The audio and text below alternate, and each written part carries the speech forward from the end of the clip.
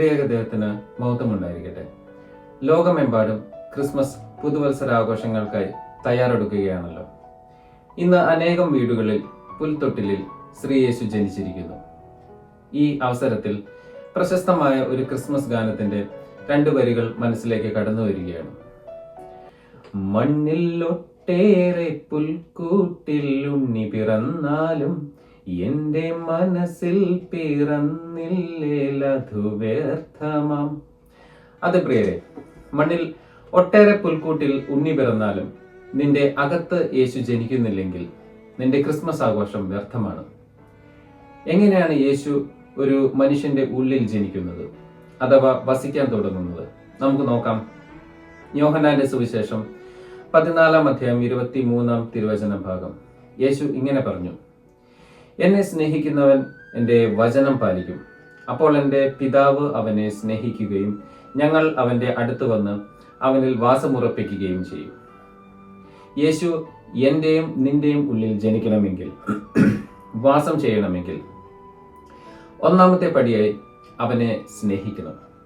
നമുക്ക് ജീവിതത്തിൽ ഒരാളോട് കടുത്ത സ്നേഹമുണ്ടെങ്കിൽ നമ്മൾ ഒരിക്കലും അയാൾക്ക് എതിരായി പെരുമാറുകയില്ല, അഥവാ അയാൾക്ക് ഇഷ്ടമില്ലാത്ത കാര്യങ്ങൾ ചെയ്യുകയില്ല. കർത്താവിന്റെ കാര്യത്തിലും അങ്ങനെ തന്നെയാണ്. ഞാൻ വീണ്ടും കീറി മുറിക്കട്ടെ. ഒരാളോട് നമുക്ക് എപ്പോഴാണ് സ്നേഹം തോന്നി തുടങ്ങുന്നത്? ഒരാളോട് കൂടുതൽ സമയം അടുത്ത് ഇടപഴകുമ്പോഴാണ് നമുക്ക് സ്നേഹം തോന്നി തുടങ്ങുന്നത്. കർത്താവിനോട് സ്നേഹം തോന്നണമെങ്കിൽ ഒരേ ഒരു മാർഗമേ ഉള്ളൂ. അവനുമായി നിരന്തരം സംസാരിക്കുക, അഥവാ പ്രാർത്ഥനയിൽ മുഴുകുക, നിരന്തരമായി വചനം വായിക്കുക. ഇത് മുഖാന്തരം പരിശുദ്ധാത്മാവ് നമ്മുടെ ഉള്ളിൽ വരികയും ദൈവസ്നേഹത്താൽ നമ്മളെ നിറയ്ക്കുകയും ചെയ്യും. നമ്മൾ യേശുവുമായി സ്നേഹബന്ധത്തിൽ ആയി കഴിഞ്ഞാൽ അവന്റെ വചനം പാലിക്കാതിരിക്കാൻ വയ്യ എന്നൊരു അവസ്ഥയിൽ എത്തിച്ചേരും.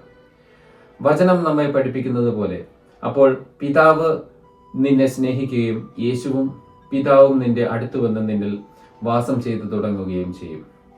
എന്ന് പറഞ്ഞാൽ യേശു നിന്റെ ഉള്ളിൽ ജനിക്കും. എല്ലാ വർഷത്തെയും പോലെ ഈ ക്രിസ്മസ് ദിനവും പാഴായി പോകാതിരിക്കേണ്ടതിന് നമുക്ക് ഇന്ന് ഒരു പ്രതിജ്ഞ എടുക്കാം. ഞാൻ ഇന്നു മുതൽ ദിവസവും ദൈവത്തോട് പ്രാർത്ഥിക്കും, നിരന്തരം വചനം വായിക്കും, വചനം ധ്യാനിക്കും. അതുമൂലം പരിശുദ്ധാത്മാവ് എന്നിൽ വരികയും ദൈവസ്നേഹത്താൽ ഞാൻ നിറയുകയും ചെയ്യും. ഈ ക്രിസ്മസ് ദിനത്തിൽ യേശു എന്റെയും നിന്റെയും ഉള്ളിൽ ജനിക്കട്ടെ. ഏവർക്കും കർത്താവായ യേശു ക്രിസ്തുവിന്റെ വന്ധ്യനാമത്തിൽ ക്രിസ്മസ് ദിനാശംസകൾ. God bless U.